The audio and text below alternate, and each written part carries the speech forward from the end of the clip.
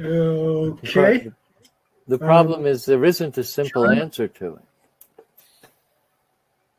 Well, I think some of us Christians might think there's a bit more simple and direct answer, but I'm inclined to believe your definition is a little bit more broad than that, and mine is really too, John. I know. But I do think even the essence of your answer might be encapsulated pretty briefly if you really worked on it there.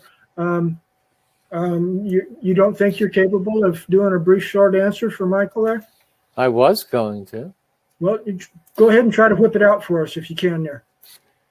So the way that I would characterize it for simplicity is that all of us have the experience of being spiritual beings having a human experience. So what is that spirit? Well, everybody has their own religion. Everybody relates to the source of their inspiration slightly differently.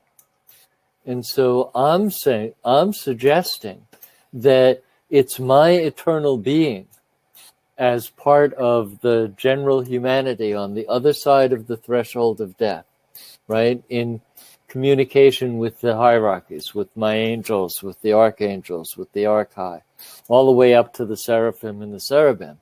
So the whole way in which we're embedded in the much larger universe, so that we're able to ask ourselves, what do I want to let in?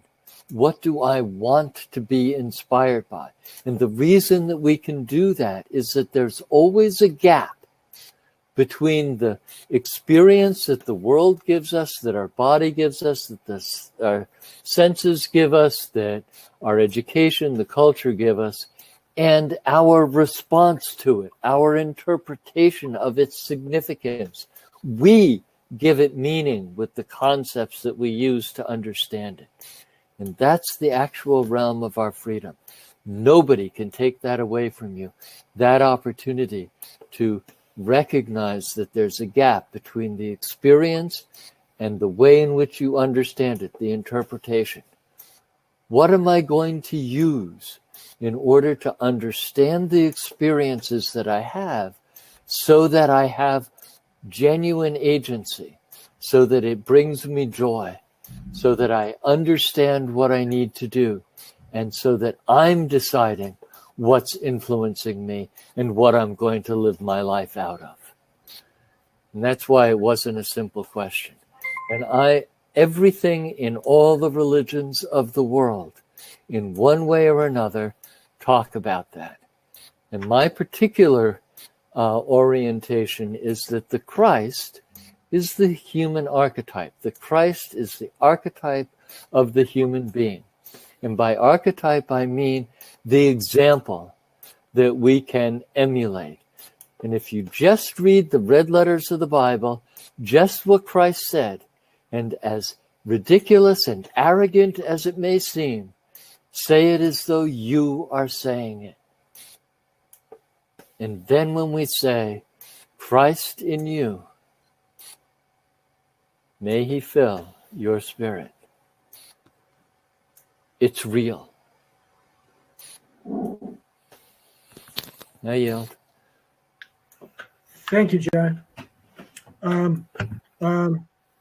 I do love your positive attitude, John. You've got one of the best positive attitudes of anybody in this movement. Somebody, thank you. Was that you, Chris? Yeah. I certainly approve of John's attitude. He's a great asset. Thank you.